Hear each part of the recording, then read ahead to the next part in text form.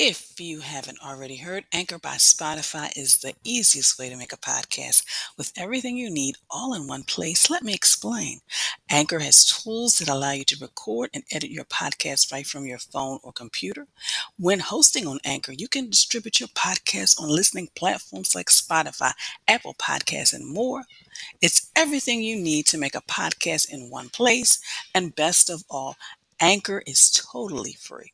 So download the app or go to anchor.fm to get started.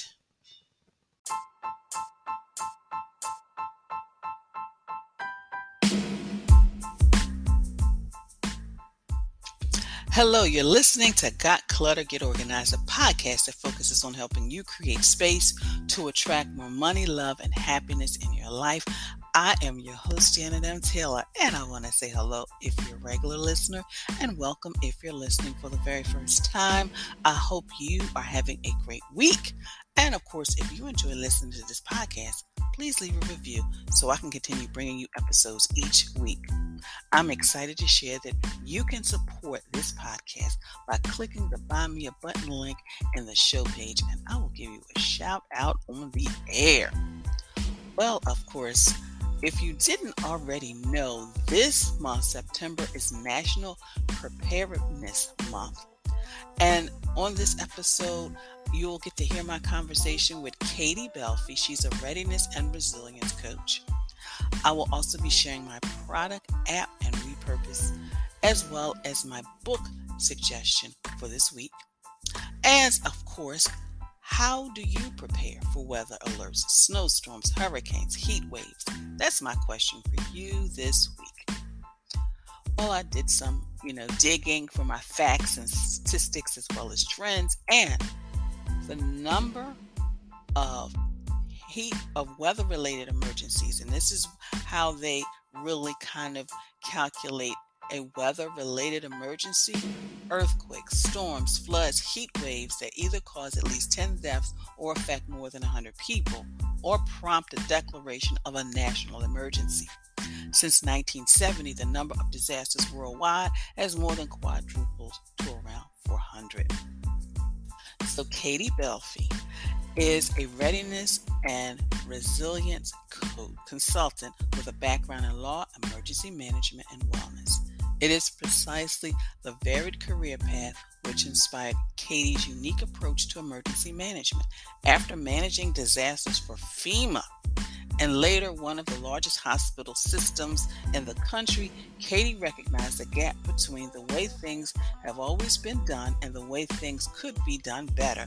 So she set out to fill it, combining best practices in disaster management, strategic planning, and business continuity with her knowledge and mindset of mindfulness and holistic health.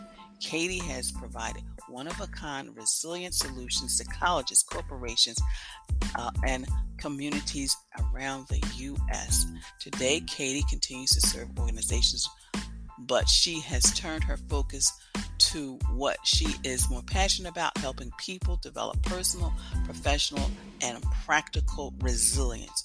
Through this work, Katie intends to change the way we think about preparedness, taking it from something we associate with disasters and avoid thinking about to something we incorporate into our daily lives that serves us in everything we do. I cannot wait until you hear my conversation with Katie.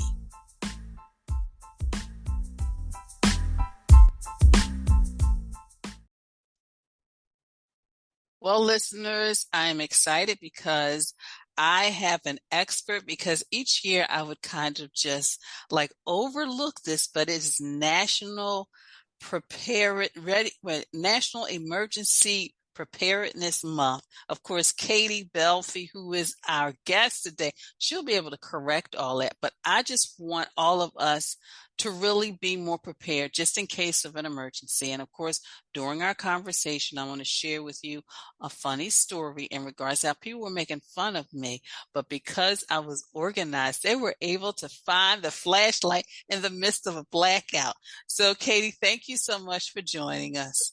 Oh, it's my pleasure, Janet. Thank you for having me. So before we get into the what we shouldn't do and what we should do, what made you decide to really, because I know this is a passion of yours, in order for us to really be prepared for the what if? Yeah, absolutely. And I think for me, the root of it was my work with FEMA. That's where I started in emergency management. I was a lawyer for FEMA, and I saw firsthand the difference it made when people were prepared and people weren't prepared.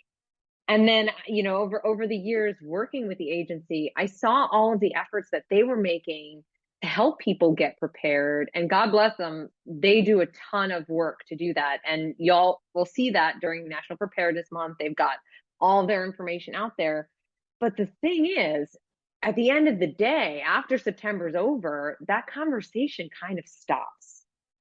And so what I set out to do was try to change the way we think about preparedness from something that people don't want to think about because they're usually associating it with emergencies and things they don't want to think about to something that we can think about as sort of part of our self-care.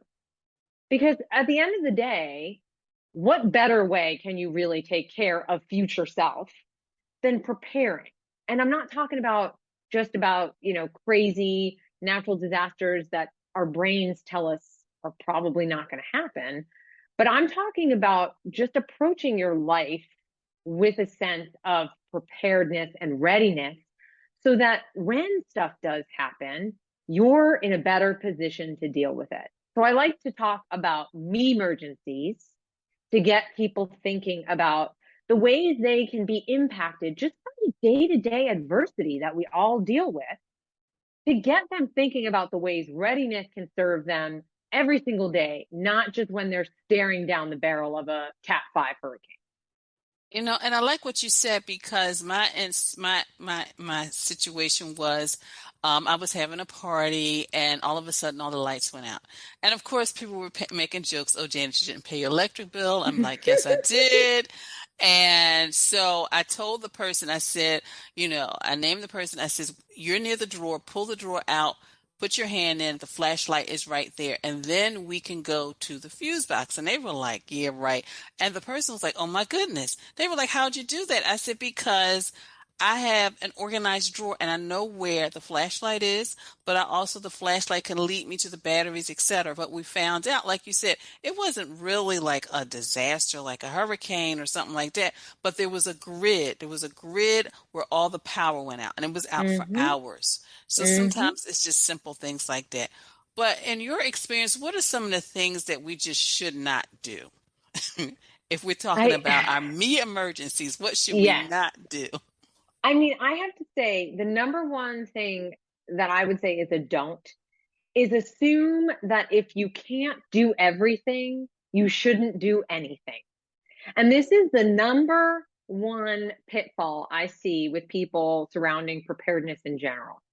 It's like this bunker or bust mentality. It's like if I can't be a doomsday prepper, it's not worth putting batteries in my flashlight.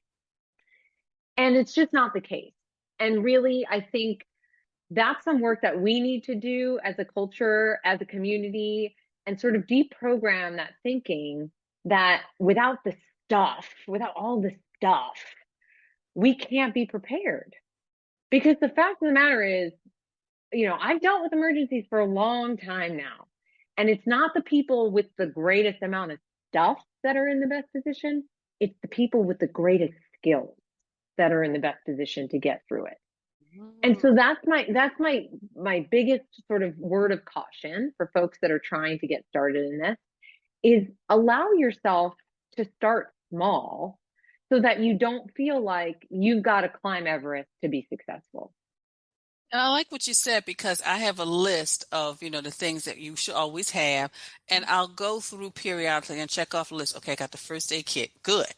Then I've got the batteries. Good. And then, talks about other things like, okay, well, if I need some clothes, blankets, okay, that's over there. So like you said, it's just kind of, because that what helps me. Because when you do look at that list and you're thinking, oh my goodness, I've got to do this, that, and the other. So what are some things that we really should do?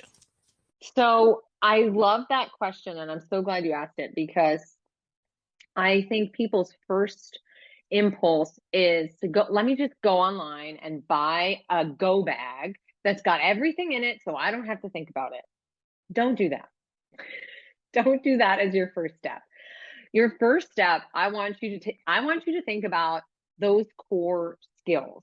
Okay. And if you're living with people, you've got family and friends nearby, talk about this collectively, because the main things that you want to be able to do are communicate, evacuate, reunificate, and get your information. I don't have a Kate word for that one, but get your information. So if you think about those four key things, they're central to managing any disaster, any emergency contact information, right? So who are you calling? Who do you want your kids to call? Who do you want your elderly mother to call? And do they have that contact information readily available without a cell phone? That's a catch that people don't think about.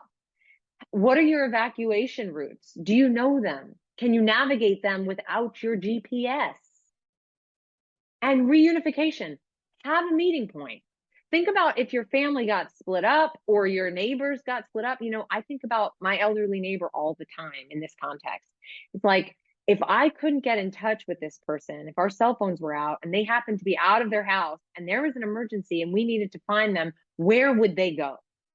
And so just having these conversations before terrible things happen, it's like putting your flashlight in the same place every time. You know where it is. And it's not something that you need to figure out when you're under the gun. So that's really my number one tip. Wow. I mean, and I'm thinking, Katie, so last September, it was last September, Philadelphia for the first time had, of course, the hurricane came through, but major flooding like we have never seen in decades. And it Mm-hmm. really took so many people for surprise, even me, because that day I remember I had a hair appointment, and I got to my hair appointment fine. But what I didn't realize was that our downtown center city area was flooded. People were trapped. The supermarket, it took a whole like month for it to reopen because the water Mm-hmm. was up to the ceiling. And a lot of time people had to be, displaced or taken someplace else. And I was just thinking about all that. And I'm thinking, sometimes you do have to, like you said, the emergency. Mm-hmm. We all know, we all go to our cell phones and we just hit those Mm-hmm. numbers. But like, what is the actual number just in Mm-hmm. case your cell phone is not charged? Yep. And you have to, so those were some really, really, but I love your little tips, your little four tips there. Those are Well, wonderful. the thing is, Janet, I think the key with getting this to stick for people is number one, demonstrating day-to-day value, but number two, making it feel like something everybody can do. And I think it's that sense of empowerment that we're really missing. It's getting people to feel like, I've got this. I know I may have never lived through a hurricane or a tornado, but I've got a basic skill set that's going to put me in a position that I will not only survive, but I'll thrive and I'll be able to help other people too. And it's so interesting when you said that. I thought about when I was living in, an apartment, and all of a sudden the water just, it was a shut off, whatever. They were going through some construction, and a lot of the neighbors, they just like frantically, they were panicking. And then Mm-hmm. one of the neighbors like, well, what happened to you? I says, well, I was in the middle of washing my hair. Oh, that's horrible. And I says, well, not really. I says, because I learned from my mother to always have that extra just in case. And I said, Just in case. I just washed the soap out and I went about my way. They were like, really? Well, how'd you do that? I'm like, well, you don't really. But I said, but I did. But you're right. It's like those little things, those little survivals. So I know there's little things that I know, even now, when everybody has those electric can openers, I still have Yep. just in case, so Yep. I can still eat and everything. So, That's right. wow, Katie, I could talk to you forever Me about this. too. I mean, I love this stuff, Janet. We could talk about this all day. I mean, but like you said, it's like not just thinking about one time a year, but Yeah. just Periodically. All right. Absolutely. I know. All right. I had to end my conversation with Katie, I know. but there'll be, I'm hoping maybe there'll be a part two. But Katie, how can the listeners actually oh, you know what? Before that, I always Yeah. ask all my guests, Hmm. how do you stay organized? Like, is it like the calendars? Do you have Ooh, like, certain yeah. systems and processes? How do you Well, stay organized? for sure. I mean, systems are big for me. So I do have a bit of a system because while stuff isn't the primary, we do need emergency stuff. We do need to have backups. And so maintaining stuff in an organized fashion is obviously critical, right? So making sure that things have a place, that your flashlight that goes back in the same drawer, that's very important. And I do maintain a bit of an inventory, especially when you're talking about emergency supplies. I make a habit of picking up just a few extra canned goods, bags of lentils, that kind of thing, every time I'm at the grocery store. So my stockpile just builds slowly and it's never a huge undertaking. But that also means I have to be responsible about making sure expired food is not staying in the stockpile. So labels, lists, and calendars. I make reminders in my calendar once a month just to go through my stockpile and get rid of anything that's expired. So I'm not setting myself up by holding on to food that has been sitting on the shelf for a few years. And that is wonderful. And then, of course, when you're talking about that, I was like, you know what? That is a good tip for just those of us who live on the East Coast, because sometimes you just never know. They'll Yeah, say it's going to snow, and then everybody's all of a sudden rushing out to the supermarket when really all you have to do is like, I got enough to last me for a couple of days. I'm going to be that's it. okay. That's I'm going to it. be all right. You have so many wonderful tips and nuggets, Katie. Ah, How thank you, can the Janet. listeners connect with you? Everything is on my website, www.katiebelfi.com. You can reach out to me there. I do individual coaching. I do group coaching. I've got plenty of resources to share. I've also got a ton of content on Instagram.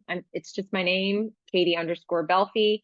And I'd love to connect with any listeners that have more questions about readiness and resilience.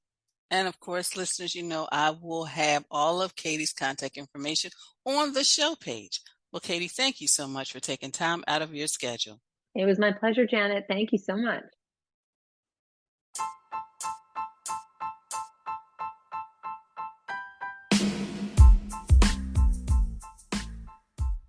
So, what did you think of my conversation with Katie? Did you take notes? Did you share this with a friend? Do you are you thinking differently about preparedness? So, I wanted to follow up with my conversation with Taylor's Tip Time with some National Preparedness Month tips. Number one, decide what you need. Depending on where you are in the country. I snow, rain, heat, but sometimes people do not have to prepare for snow. So decide what you need. Check your existing inventory because a lot of times you may buy things, you shove them here, put them there. So make sure you check. Then, whatever it is you need, you purchase those supplies and then you organize them so that they are readily accessible. And as I shared in my conversation with Katie, I knew where the flashlight was. I know where my batteries are. My candles, should I need them. And number 5, and she mentioned this a little bit, about making sure you have like a location where everybody meets, but also making sure where everybody in the household knows where everything is. Maybe, you might be upstairs, somebody might be downstairs on another part of the house. You want to make sure that they know, okay, the lights went out, I need to grab the flashlight, in whatever location you put it. So decide what you need, check the existing inventory, purchase supplies, get organized, and let others in the household know where items are located. Well, of course, we're talking about preparedness. So are you prepared? Do you have all of your important documents organized? And are they updated? And are they secure? Which is why, I love to help people when they need those documents organized. I work with a client who, I referred her to, of course, my attorney. She got all the documents, so she has got her estate already organized. Then the next step was to take those documents and make sure they were not only organized so she can grab them, but also secure. So, if you are in that place where you're like, Janet, I need all those documents, but also I need them organized, or you may even have the documents, but you may be thinking, oh my goodness, what do I need? Give me a call.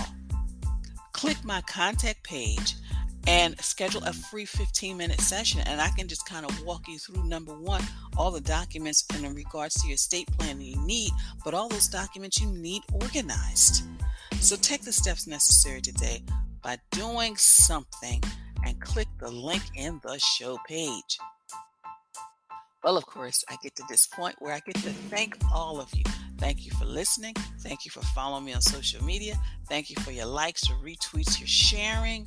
Please continue to follow me on all the social media platforms. I'm on Twitter, Facebook, Instagram, Pinterest, as well as YouTube. And don't forget to check out that channel as well, because I have got some awesome interviews, not only already on there, but I've got some awesome ones lined up on just how to really organize those areas of your life that sometimes you don't even think about.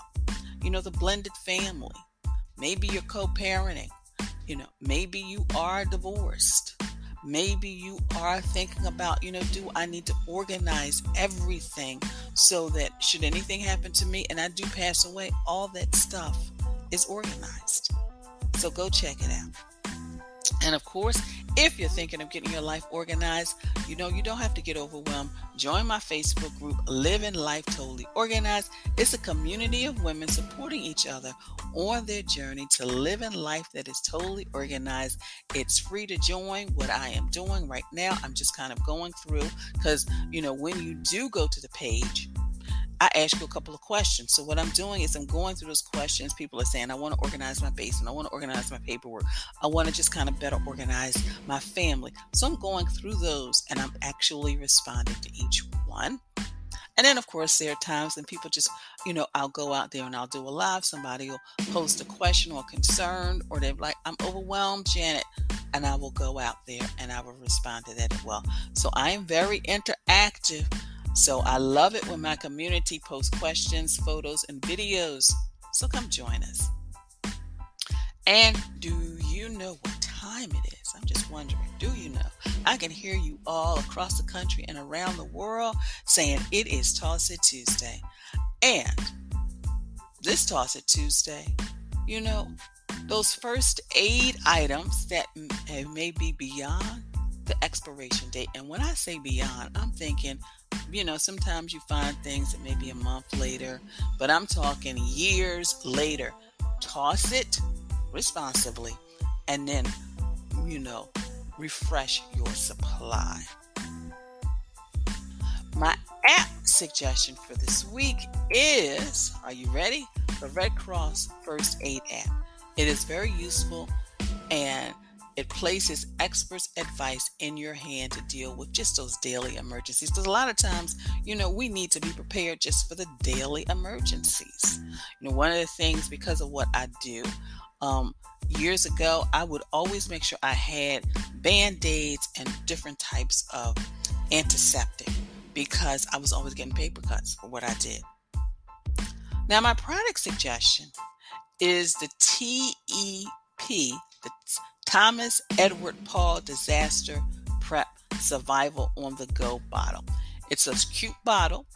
And of course, if you click the link in the show page, it's really nice. It just kind of combines everything. It's like almost like a little water bottle with all the things you may need. It's great for your car. It's great if you travel. So think about, that as well as just something small. I actually have one right here in my home office. And of course, I always want you to go out there and check my Pinterest page, where I have a repurposed board. I've got one for the garden, one for the home office, and a general one as well. And my book suggestion for this week is The Disaster Ready Home. That's right, a disaster-ready home. It's about preparedness. It's not about waiting until we hear the sirens or see get the alerts on our cell phones or things on the TV. It's just about being prepared. And of course, my quote for this week is, failing to prepare is preparing to fail. I know you've heard it probably 1,000 times. Well, I want to definitely thank you for listening, and be sure to share this podcast with your family or friends, as well as on your social media network. And again, let me know you enjoy listening to this podcast by leaving a review. And don't forget, you can support this podcast by buying me a cup of coffee. So visit my website at www.janetmtaylor.com.